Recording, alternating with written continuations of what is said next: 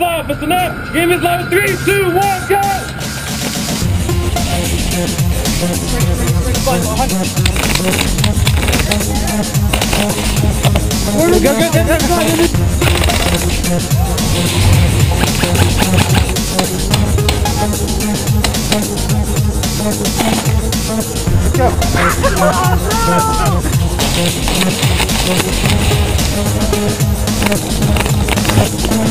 You alright?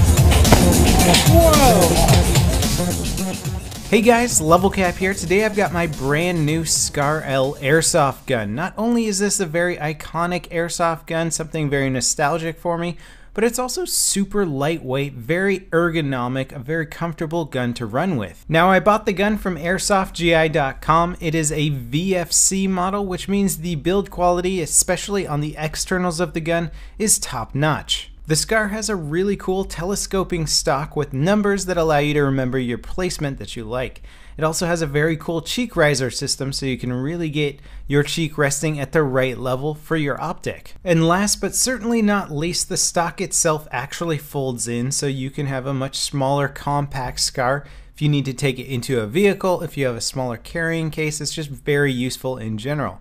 Not only does the stock fold up, but the back comes off and it allows you to place a battery in there. I really like folding stocks that also connect the battery connectors through that folding hinge. It's just kind of a cool piece of technology. Now when it comes to the fire selector, it's got a slightly bigger nub on it, so it's easier to access, and I found it pretty easy to adjust my fire modes on the fly without even needing to look at it. It's also an ambidextrous selector. It has the standard safety, semi-auto, and full auto. Now on the front of the gun we have a nice quad rail system which gives you tons of space to put any sort of attachments you would like. On top we have a monolithic rail with 2 flip-up iron sights. And I love the fact that the Scar's upper receiver is one solid piece of metal going all the way down the rail. It just gives it a very slick, solid look. On the side we have a functional charging handle which opens the ejection port, giving us access to the hop-up dial. The dial was a little bit stiff, but I was still able to dial it in just perfectly. And finally, the magazine release button is very large, easy to find, but it also comes out a little bit further, so it's hard to accidentally hit the magazine release. Now let's take this thing on the field and put it through its paces. Here I am at Desert Fox Fields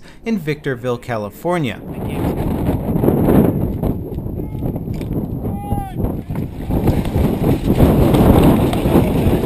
Now this here is some objective-based gameplay. Desert Fox Fields is definitely home to some veteran airsoft players. They know the field well, they know all the little tricky corners. It's a chaotic field, there's lots of buildings, and you gotta play it through a few times before you get the hang of it.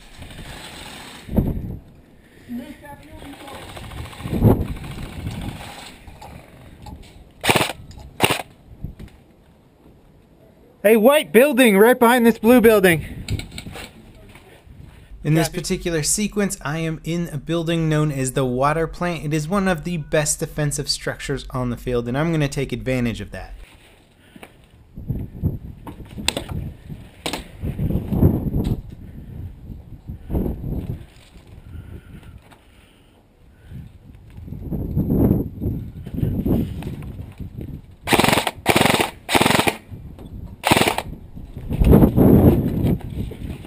Learning your angles of exposure is an important part of learning any new field. It really helps when navigating the internals of any building.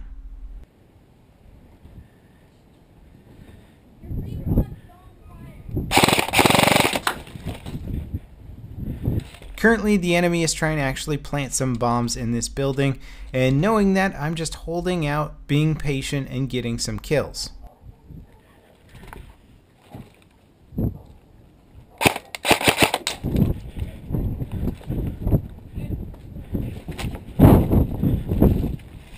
Now a lot of the players that I've taken out know where I'm hiding, so I'm going to have to readjust my position as I hear lots of BBs being fired through the windows around me.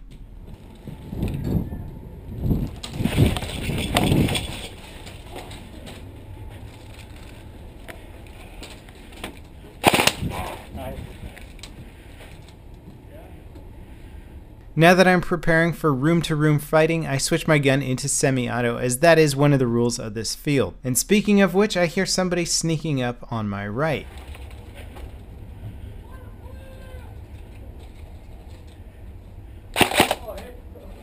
Got a nice headshot there, but he's got a teammate right behind him, and I've just given away my position. Got me. Get hit, get hit. Now I've got a respawn left, and I actually see some people sneak into the water facility, and I'm going to go ahead and backflank them.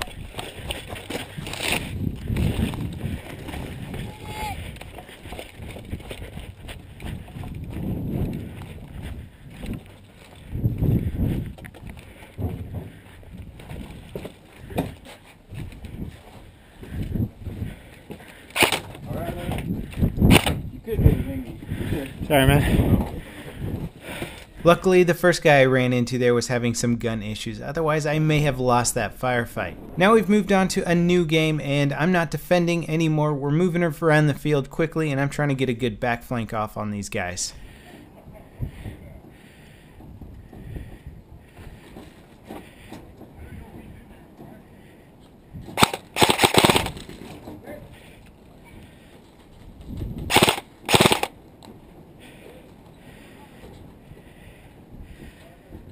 I link up with the Desert Fox, and we decide to move around and clear some fields quickly. I'm crossing over.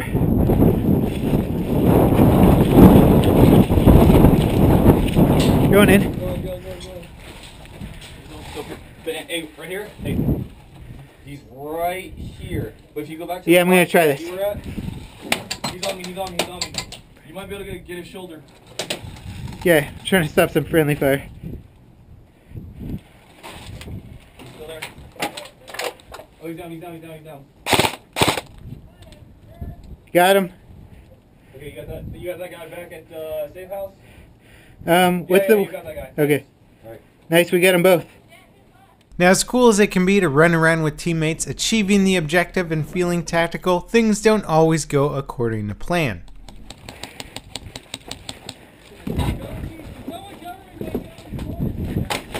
You didn't hit me.